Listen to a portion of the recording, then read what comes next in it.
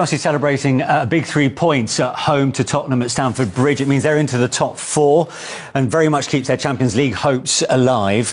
Did they do just about enough then for you, Glenn, to warrant the 3 points? Oh yes, tonight, yeah. On that performance over the 90 minutes plus, it was a lot of plus. They did enough. They did enough. You know, they were the dangerous team. They're the ones that created a lot in the first half. And then what the manager did, let's put three at the back. Let's put the big guys in because they thought Spurs might launch a few balls in there. Didn't actually do as much as I thought they should have done, right at the death there. But they dealt with everything that Spurs, threw at them. And it was only one chance really, right at the very end, when Johnson got on the outside, crosses it through that 6-yard box where Son might have scored and Sanchez made a recovery save. Other than that, you can't really say that Spurs created any really other good chance. They really didn't.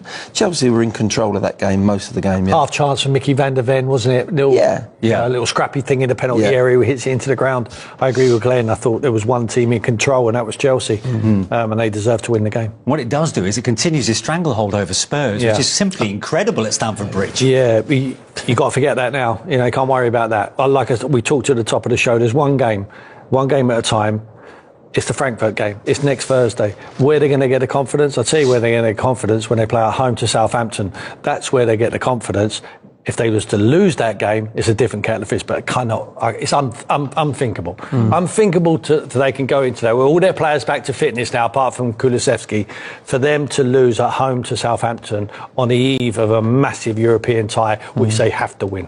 Yeah, I think he'll rest a few of them players for Thursday, for Frankfurt. Definitely. Van der Ven, he brought him off pretty right at the end there. Didn't want to take any risks with him. No, because it has backfired before. Yeah, of course. So he needs to get his number one team, his strongest team out there for the Thursday. Yeah. And let's face it, the squad that they've got, they should be able to go out against Southampton, who are virtually down, playing at home. You should get through that tie, that game and win the game. Well, we'll talk more, I suppose, mid-term in terms of Spurs and Ange Postecoglou, where it leaves him between now and the end of the season. But took Chelsea, 4 minutes of the second half, Glenn, to get the match-winning goal, Enzo Fernandez. How did he find the space to make this header count? Well, what it was, he goes into the penalty area and he's waiting for the ball to go out. He goes out and then he drifts. He just drifts on the blind side of Van der Ven. He hasn't had to make it acute. Look, we're watching here. We circle him. Look, Van der Ven's there. Romero's got Jackson there, and it just makes a subtle little run on the blind side. And if you don't open your body up there as a defender, you don't see him. Van der Ven, for whatever reason, has gone across to Romero's guy. And Jackson? He's gone to Jackson, where he was lined up nicely to be there, and he would have headed that away if he does his job well.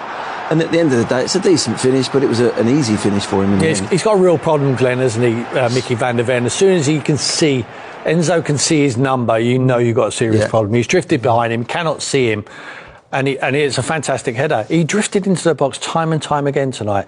He's a better number 8. He's not a 6. They've got Caicedo to do that job. Yeah. He puts the shift in. He gets back, he gets up, and he's a goal threat.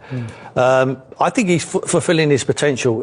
I know he's won things. I think he's a major player for them in the future, but they have to build around him. What did you make of the Spurs defenders and their body language at the point that ball goes over? Well, I thought all night. I sing the praises of Mickey van der Ven all of the time. I think in straight lines, when the ball's in behind him, he recovers. I think he's very good. He's dynamic the way he recovers. I think he can still improve. He's still developing. I think from crosses, he's not the best, and it showed it there tonight. It's highlighted that, but you need to keep developing. Just because they're in the first team doesn't matter. You need to keep showing them. Keep showing the positives, showing the negatives, and they've got to take it on board. And at the moment, I think Mickey van der Ven can improve in them situations.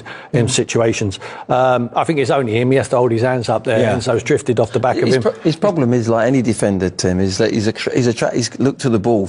I used to say to defenders, when it's acute to you, when the ball's in front there, that's one thing. You can see the attack. Once it goes acute and there's a cross coming in, if you look at that ball more than 2 seconds without having a look, readjusting over your shoulder, looking, we talk about midfield players, good midfield players, knowing the picture, looking over your shoulder, having your wing mirrors on. It's the same for defenders, to actually open your shoulder up, have a little glance. Where's he gone? Has he pulled off me? Have I got him? No. He's looked at the ball and he's looked at the ball and he's looked at the ball. He hasn't got a clue where the attacker is. Is it rustiness?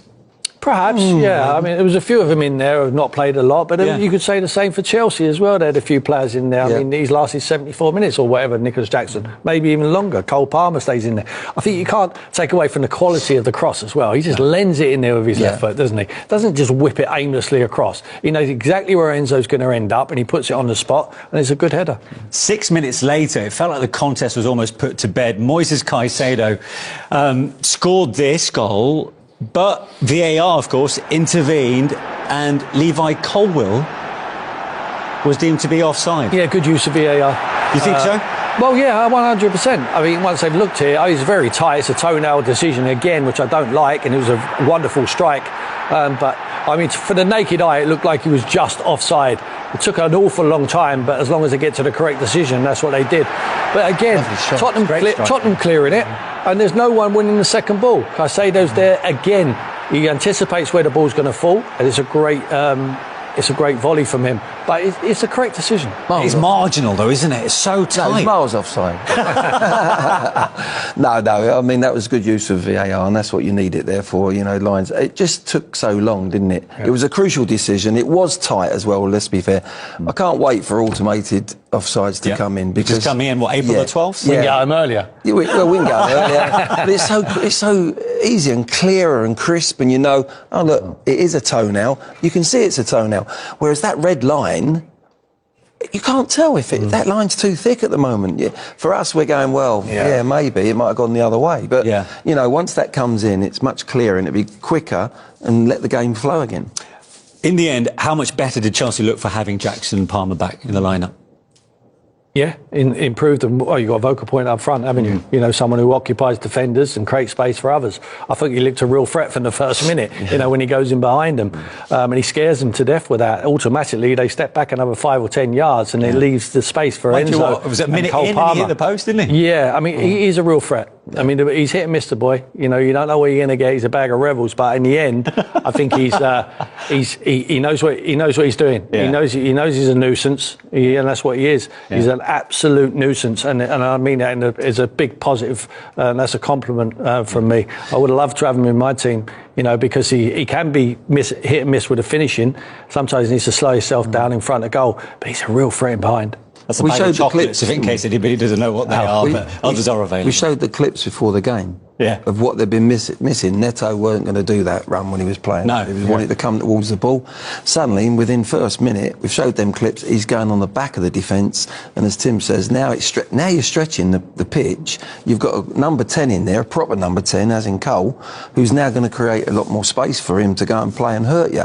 Whereas Neto will be coming towards the ball and crowding that out, and then it's the number 10 that's got to go in behind. Yeah. If that's the case, that's not Chelsea. He gave them that little threat in behind, and any defender will tell you that's where they don't want. They don't want that player coming towards the ball and spinning and getting in behind. That's a nightmare for them. I did mention how maybe Van de Ven might have been rusty with the decision making for that header, but considering that Jackson was out for 2 months, I mean, there was no sign of that whatsoever. No, he looked as sharp as anything. Yeah. Actually, I've got to say, he wanted to go in behind. He didn't look really fatigued, where you're thinking, oh, you better drag him off. He protected him.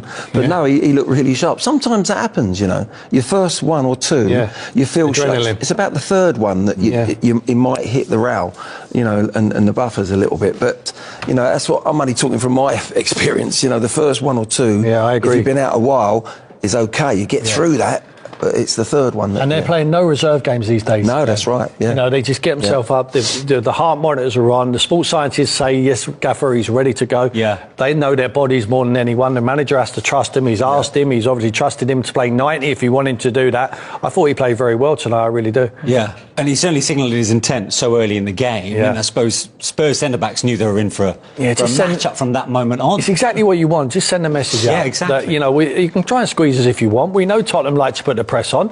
And if the Sanchez gets it out of his feet and hits it long, he goes over the top. It sent a message out that we can play both ways. If you want to go short, we'll do that. We'll go over the top as well. We've got Jackson who's going to threaten him behind. Yeah. Thought he was excellent. Right, let's get some more reaction then on that big win for Chelsea. Pitchside at the bridge for us. Levi Colwill. Levi, thanks for joining us. Well done tonight on a hard-fought win in the end. Yeah, definitely. I think it was an amazing win for the boys, for the fans. It meant so much for all of us, and we're just so pleased to get the 3 points and push on to the next. And how significant do you see that result in terms of your Champions League aspirations? Yeah, definitely. We know Tottenham are a good side, and we've got to take every game like it's the final. And also, it's a derby. This meant so much for us and the fans, and we knew we had to go out there and give them everything. You know, there's this terrible run that Spurs are on when it comes to going to Stamford Bridge, 1 win in 40 in all competitions. Is that something that you players were wary of going to this game, almost as if it's got a hold over these Spurs players? I wouldn't say so. They've got some really good players, but so do we. And here at the Bridge, with that environment, with the fans going crazy, we got that extra push, and it showed today.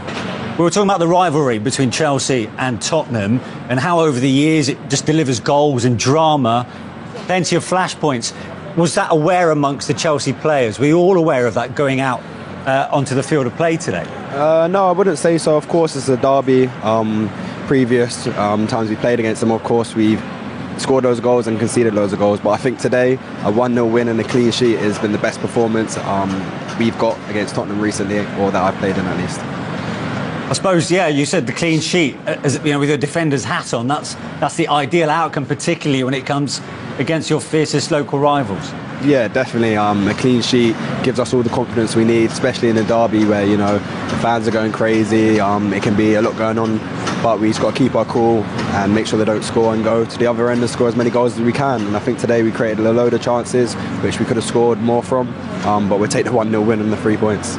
You're up to 4th now. So what would be the ultimate aim? Is it those top 5 places? Is it all on that, or not in your eyes? We got to push to get Champions League. That's the level we're at.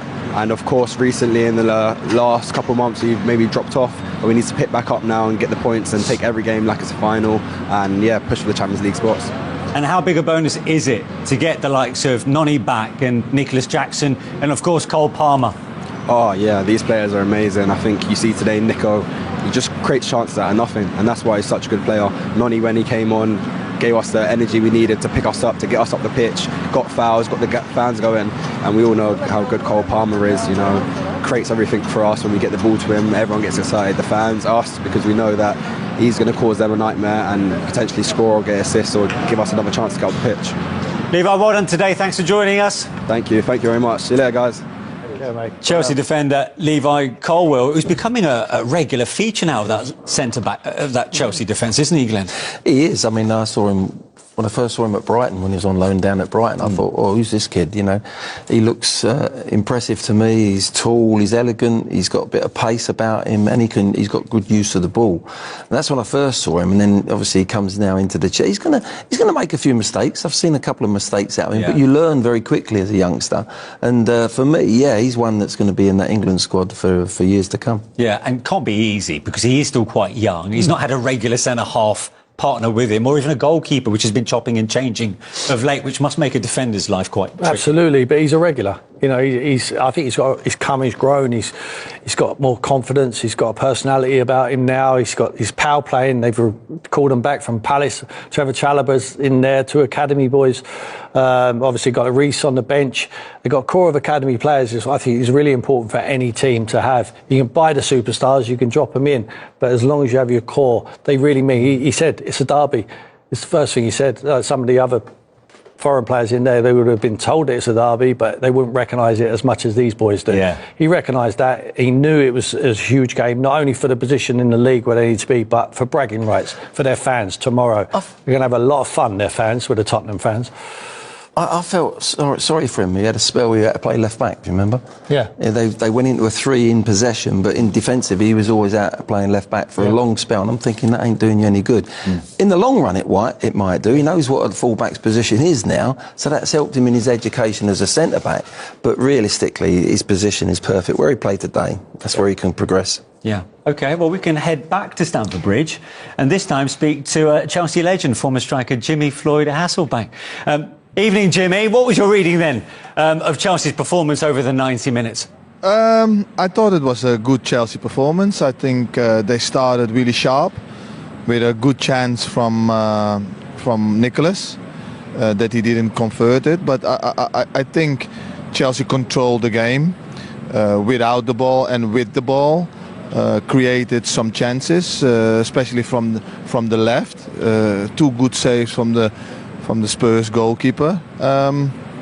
And overall, I think it's a deserved win. The last 10 minutes was a little bit nervy. They go with 5 at the back just to play for the result. But overall, I think it was a good performance after their last game against Arsenal. You know, I think it was a good performance. Yeah, because they registered the lowest expected goals against Arsenal and clearly showed more of an attacking threat this time round. Talking of which, Nicholas Jackson, back in the lineup after 2 months, he looked pretty sharp considering his absence. He's important for the team. He brings a lot of energy. He gives them something else that they don't have. Yes, he needs to get better at converting his chances, but he's creating his own chances a lot of time, and he's putting defenders on the back foot, and that's what they have missed a bit. And yeah, it was important seeing him back. Jimmy, hope you're well, mate. Tim Sherwood. I just want to ask you, you're on the ground there, you can hear. Could you hear the frustration from the Tottenham fans there? Especially towards the end, there was a few changes what Ange made. Yeah, you could hear it. It's not nice. It's not, I think, deserved because the boy that came in, Sarr, was a little bit unlucky with being lucky. He makes a foul, but then he almost scores with a good hit, and it's a good player as well. So it's. Look, the manager makes substitutions because he thinks that's the best substitution to win the game, you know. So yeah, it's not nice, but yeah, you could hear it, Tim. You could hear it. Finally, Jimmy, you know, winning against your fierce rivals, you've been there for Chelsea. We saw it earlier with that hat-trick against Spurs. What does that do to the confidence in that dressing room going forward? Well, I hope. A lot, you know, they can take a lot from the game. They've got Nicholas back, they've got Palmer back. Caicedo was immense today. He's so important for the team. They played some good football here and there. Now for the rest of the season, they've got to challenge themselves. They've got the challenge to keep this kind of performance up and keep on creating them chances and put them away. What was really good today as well is that they kept a clean sheet, and they haven't kept clean sheets for a long time. If they keep on keeping clean sheets, then you know you have a much bigger chance of winning games. And successful teams, that's what they do, clean sheets. We also need spectacular goal celebrations. It's not been the same at the Bridge since you left. No. Listen, it was a good day for Chelsea today. Good performance. The place was rocking. The atmosphere was absolutely amazing. They got the 3 points against their biggest rivals, you know, here in London. Well done to them, and now up to the next one. Great talking to you, Jimmy, and thanks for joining us tonight. Thank you, guys. Good to see you. Cheers. Thank you. Former Chelsea striker Jimmy Floyd Hasselbank. Time for a quick break on Matchday Live. When we come back, more reaction.